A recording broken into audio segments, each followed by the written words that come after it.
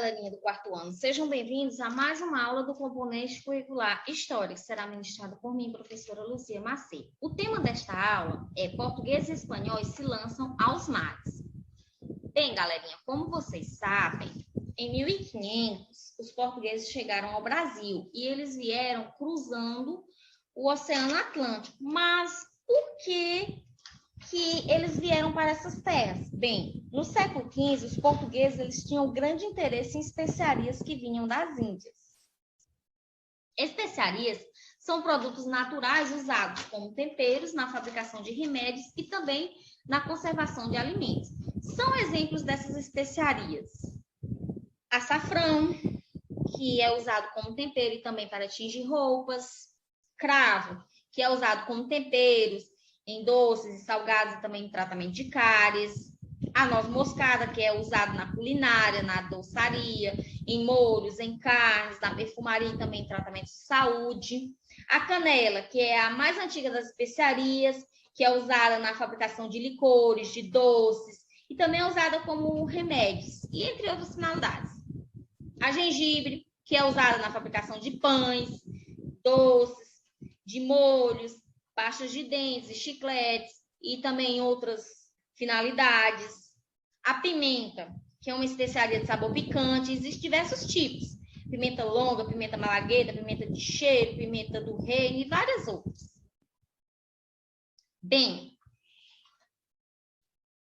essas especiarias, elas vinham das Índias, que era o nome que os europeus davam às regiões do Oriente, como Índia, China e também o Japão. Navegar naquela época das grandes navegações era muito arriscado. As embarcações eram pequenas, os mapas eram confusos, cheios de erro.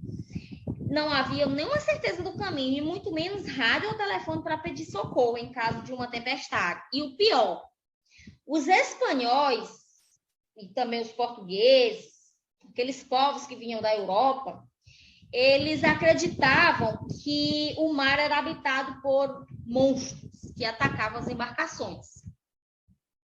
Mas o que levou os portugueses ao mar? Bem, os principais motivos das navegações dos portugueses foram a busca por especiarias e artigos de luxo para aumentar a sua riqueza e também a intenção de converter outros povos ao cristianismo. Então, a busca por essas especiarias, artigos de luxo, também a intenção de converter os povos ao cristianismo, fez com que países europeus, como Portugal, se lançassem ao mar. E essa busca pelo mar aconteceu porque, para chegar às Índias, só havia duas opções: enfrentar os árabes por terra ou navegar pelo mar Mediterrâneo. O problema é que o comércio das especiarias era dominado por italianos, e por isso que eles tiveram que encontrar uma outra rota. E aí a busca por essa outra rota para as Índias gerou uma intensa movimentação marítima, que foi conhecida como Grandes Navegações, onde dois países foram pioneiros nessa época, que foi Portugal e também a Espanha. Bem, Portugal foi o primeiro país europeu a fazer viagem de longa distância. E isso ocorreu pelos seguintes motivos. Portugal era um país que possuía um reino organizado, muito antes de seus vizinhos. Tinham reis que apoiavam o comércio marítimo e também comerciantes ativos e ricos. Portugal possuía experiência na pesca, em alto mar, de sardinha, de bacalhau e de atum, e aperfeiçoou o uso da bússola e também desenvolveu a caravela. Assim, os portugueses eles foram conseguindo contornar a África em direção às Índias. E dentre essas viagens, Cabral chegou ao Brasil.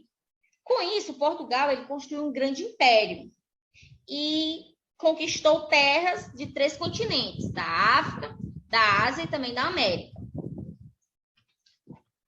Bom, os espanhóis eles também queriam enriquecer com o comércio de especiarias, por isso eles buscavam um novo caminho marítimo para o Oriente. Em 1492, com o apoio dos reis espanhóis, o navegador Cristóvão Colombo ele velejou, embalado por fortes ventos favoráveis, em direção ao Ocidente. E em 12 de outubro de 1492, ele avistou as terras onde hoje é a América. Mas como pensou ter chegado às Índias, ele chamou de índios os diferentes povos que habitavam essas terras há milhares de anos. Bem, Portugal e Espanha, eles se dividiam o mundo no século XV e por isso eles estavam sempre em conflito. E para resolver estes conflitos, foi assinado um acordo chamado Tratado de Tordesilhas. Esse tratado, ele dividia as terras a serem descobertas com uma linha imaginária. As terras à direita pertenciam a Portugal e as terras à esquerda pertenciam à Espanha. Bem, galerinha, essa foi a nossa aula de hoje. Espero que você tenha aprendido mais sobre as grandes navegações. Na próxima aula, continuaremos o nosso conteúdo sobre a chegada dos portugueses ao Brasil. E deixo aqui o meu abraço virtual. Uma ótima semana para você, bons estudos, abraços e fiquem com Deus.